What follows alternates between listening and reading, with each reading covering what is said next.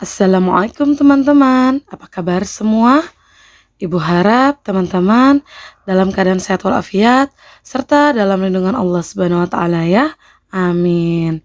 Alhamdulillah ya teman-teman, di Sentra Sains pekan ini kita masih diberi rezeki berupa nikmat sehat sehingga kita masih dapat bertemu kembali ya walaupun masih secara daring atau online ya. Nah, seperti biasa sebelum memulai sentra kita berdoa dulu yuk. Bismillahirrahmanirrahim. Rabbi zidni ilma warzuqni fahma birahmatika ya arhamar rahimin. Amin. Nah, alhamdulillah ya teman-teman, di Sentra Sains pekan ini kita masih membahas tema yang sama yaitu ciptaan Allah. Hanya saja subtema kali ini kita sudah membahas tentang hewan ya. Nah, tapi kali ini kita akan membahas tentang hewan darat berdasarkan cara perkembangbiakannya ya. Nah, sebelum kita membahas lebih jauh, kita harus tahu dulu nih, hewan itu apa sih? Nah, hewan adalah makhluk hidup yang diciptakan oleh Allah Subhanahu wa taala dan hidup berdampingan dengan manusia ya, yang keseluruhan atau sebagian dari siklus hidupnya berada di air, darat, di darat air dan udara ya. Nah, hewan itu juga bisa disebut sebagai binatang, fauna, dan satwa ya. Jadi artinya sebenarnya sama ya. Nah, hewan ini memiliki peranan penting bagi kehidupan manusia ya. Salah satu manfaatnya adalah dapat menjadi alat transportasi ya, seperti kuda ya. Nah, dapat juga menjadi sumber pangan kita ya. Contohnya itu adalah lauk pauk yang biasa kita makan yang berasal dari hewan ya. Nah, hewan itu berdasarkan cara perkembangbiakannya terbagi menjadi 3 jenis ya. Yang pertama adalah vivipar, kedua adalah ovipar, dan yang ketiga itu adalah ovovivipar ya. Nah, kita akan bahas satu persatu ya, dimulai dari vivipar ya. Vivipar ini merupakan perkembangbiakan yang dilakukan dengan cara melahirkan ya. Nah, beberapa ciri hewan vivipar adalah yang pertama memiliki kelenjar susu ya, yang berikutnya memiliki daun telinga, dan berikutnya adalah tubuh hewannya dilindungi oleh rambut ya, ditumbuhi oleh rambut-rambut ya. Nah, contoh dari hewan yang berkembang biak dengan cara vivipar ini adalah kebanyakan dari jenisnya mamalia ya. Diingat kembali ya, mamalia ini adalah hewan yang menyusui ya, makanya dia berkembang biaknya dengan cara melahirkan atau vivipar ya.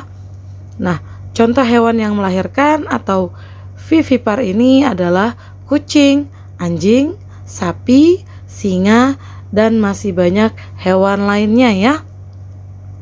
Nah, kita akan bahas sedikit ya tentang contoh-contoh hewan yang termasuk vivipar ya, sambil kita merecalling sedikit ingatan kita akan pelajaran yang telah berlalu di semester sebelumnya ya. Nah, contoh hewan vivipar tadi itu salah satunya adalah kucing ya. Nah, teman-teman sudah pernah lihat kucing ya? Kucing ini merupakan salah satu hewan yang paling digemari untuk dijadikan hewan peliharaan ya, karena gampang diajak bermain ya. Bentuknya juga menggemaskan, ditambah lagi dengan corak atau warna bulunya yang semakin memperindah penampilannya ya. Nah, kucing ini juga termasuk hewan karnivora ya, yaitu hewan pemakan daging ya. Nah, kucing ini contohnya itu suka makan ikan ya teman-teman ya. Nah, kucing ini termasuk hewan mamalia ya, yaitu hewan yang menyusui anaknya dan berkembang biaknya dengan cara melahirkan ya. Kita akan pindah ke hewan yang kedua, yaitu adalah sapi ya. Sapi ini merupakan salah satu hewan ternak yang memiliki peranan penting bagi kelangsungan hidup manusia ya. Nah, sapi itu juga dapat dimanfaatkan sebagai sumber pangan ya, berasal dari daging dan susunya ya, kita bisa konsumsi ya. Dan kulitnya sapi itu juga dapat dimanfaatkan sebagai bahan pembuatan karpet, sepatu, dan lain-lain ya. Nah, sapi itu juga termasuk hewan herbivora ya. Herbivora ini maksudnya adalah hewan pemakan tumbuh-tumbuhan ya. Nah, sapi itu biasanya mengkonsumsi rumput-rumputan dan daun-daunan ya. Nah, sapi ini juga termasuk hewan mamalia ya, atau hewan yang menyusui anaknya ya, yang berkembang biaknya atau cara memiliki anaknya dengan cara melahirkan ya. Nah, kita akan pindah ke perkembangbiakan berikutnya, yaitu adalah ovipar atau perkembangbiakan dengan cara bertelur ya. Nah, perkembangbiakan ini biasanya dilakukan oleh unggas ya, termasuk burung ya. Terus dilakukan oleh reptil, hewan purba, contohnya adalah dinosaurus ya, antropoda, atau yang sering kita sebut hewan berbuku-buku ya, yang memiliki kaki yang banyak dan tidak memiliki tulang belakang ya. Seperti hewan berbuku-buku itu seperti laba-laba, lipan, dan semut ya. Sebenarnya masih banyak contoh hewan antropoda lainnya ya. Nah, terus ada juga hewan yang termasuk ovipar itu adalah amfibi ya. Masih ingat ya, amfibi itu adalah hewan yang hidup di dua alam ya, di darat dan di air ya. Nah, beberapa ciri hewan ovipar yaitu tidak memiliki kelenjar susu dan tidak memiliki daun telinga ya. Contoh hewan ovipar atau yang bertelur ini adalah ayam, bebek, elang, komodo, katak, buaya, dan serangga. Misalnya adalah semut ya. Nah, Ibu akan jelaskan sedikit ya tentang contoh hewan yang tadi kita sudah sebutkan ya, yang berkembang biak dengan cara ovipar ya, sambil kita mengulang kembali materi yang telah berlalu ya. Nah, tadi kita sudah menyebutkan salah satunya adalah komodo ya. Nah, komodo ini juga sering disebut sebagai biawak komodo ya. Nah, hewan ini merupakan adalah hewan asli, hewan endemik dari negara kita, yaitu negara Indonesia ya. Nah, komodo itu juga merupakan kadal terbesar di dunia. Komodo itu juga memiliki karakteristik dan keunikan pada tubuhnya, yaitu memiliki tubuh yang besar, memiliki mata dan cakar yang tajam, yang merupakan senjata yang mampu memusnahkan mangsanya ya. Nah, komodo ini juga memiliki bisa atau racun ya, yang tak kalah beracun dan mematikan daripada bisa yang dimiliki oleh ular ya. Nah, bisa itu terdapat pada air liur komodo ya, yang pada air liur tersebut itu banyak terkandung bakteri yang jika korbannya terkena liurnya maka dapat mengakibatkan kematian ya. Nah, komodo itu juga termasuk hewan karnivora atau pemakan daging ya. Bahkan komodo itu mampu memakan daging buruannya yang ukurannya 80% lebih besar daripada tubuhnya ya. Nah, contohnya itu komodo dapat memakan daging babi, kerbau, rusa, kuda, dan lain-lain ya. Bahkan jika terdesak, komodo itu akan menjadi hewan kanibal ya. Maksudnya adalah pemakan sesama jenisnya ya. Dengan cara komodo akan memakan komodo lainnya yang ukurannya lebih kecil dibandingkan tubuhnya ya. Nah, komodo ini berkembang biaknya dengan cara ovipar atau bertelur ya. Nah, hewan yang kedua itu adalah katak ya. Katak ini termasuk hewan amfibi yang hidup di air dan darat ya. Nah, karakteristik atau keunikan yang dimiliki katak adalah berkulit licin, berwarna cerah seperti hijau, merah, atau kecoklatan. Terus memiliki kaki belakang yang lebih panjang ya. Nah, itu semua akan menunjang ya. Menunjang karena pandai melompat dan berenang ya. Nah, katak itu juga termasuk hewan karnivora atau pemakan daging ya. Contohnya itu katak suka makan serangga ya. Nah, katak ini juga termasuk hewan yang berkembang biak dengan cara ovipar atau bertelur ya. Nah, kita akan pindah ke cara berkembang biak yang terakhir, yaitu adalah ovovivipar ya. Nah, ovovivipar ini merupakan kombinasi dari dua cara perkembangbiakan yang telah dibahas sebelumnya ya, yaitu gabungan antara perkembangbiakan ovipar dan vivipar ya, gabungan dari cara berkembang biak secara bertelur dan melahirkan ya. Nah, pada ovovivipar, telur tersebut tidak akan dikeluarkan dari tubuh induknya ya, melainkan akan tetap berada di dalam tubuh induknya sampai menetas ya. Nah, setelah menetas barulah calon anak tersebut akan dilahirkan oleh induk betinanya ya. Nah, contoh hewan yang termasuk ovovivipar itu adalah ular ya, tapi tidak semua jenis ular ya.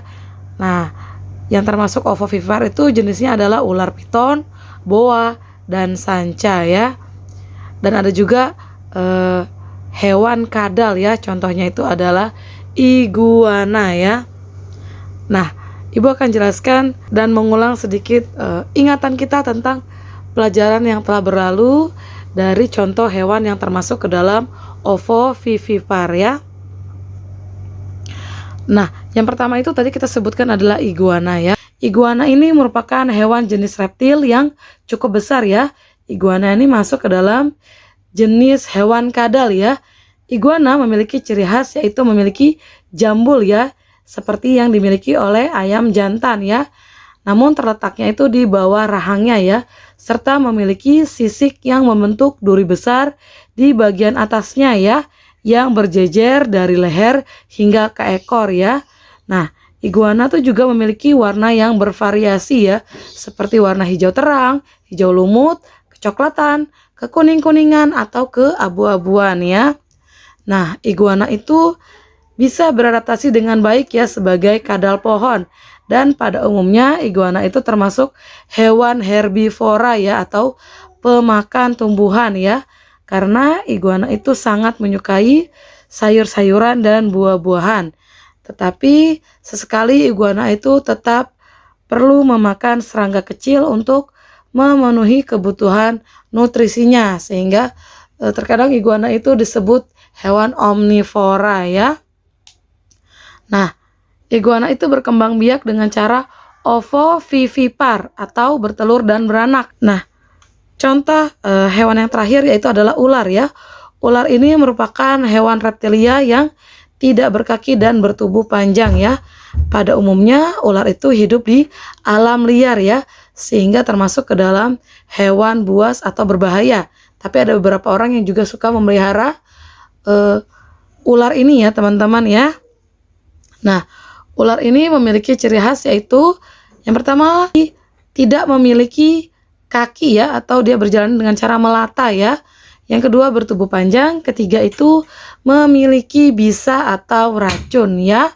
Terus berikutnya itu memiliki lidah yang panjang dan ujung bagian depannya itu bercabang dua ya, serta memiliki warna dan corak yang beraneka ragam ya. Nah, adapun contoh ular ya, misalnya ada ular kobra, ular sanca, dan lain-lain ya teman-teman ya. Nah, ular itu termasuk hewan karnivora ya, atau hewan pemakan daging ya. Contohnya itu ular itu suka memangsa buruannya itu seperti burung, mamalia, kodok, dan lain-lain ya. Nah, ular itu berkembang biaknya dengan cara ovovivipar ya, atau bertelur dan beranak ya, sama seperti tadi iguana ya. Nah, dari sini Ibu harap teman-teman sudah mulai memahami materi yang Ibu berikan ya. Jika ada yang kurang jelas, boleh ditanyakan kepada Ibu via WhatsApp atau pada saat recalling ya. Oke teman-teman, kita tutup dengan kafaratul majelis ya. Subhanakallahumma wa bihamdik, asyhadu alla ilaha illa anta, astaghfiruka wa atubu ilaih. Walhamdulillahi rabbil alamin. Assalamualaikum warahmatullahi wabarakatuh.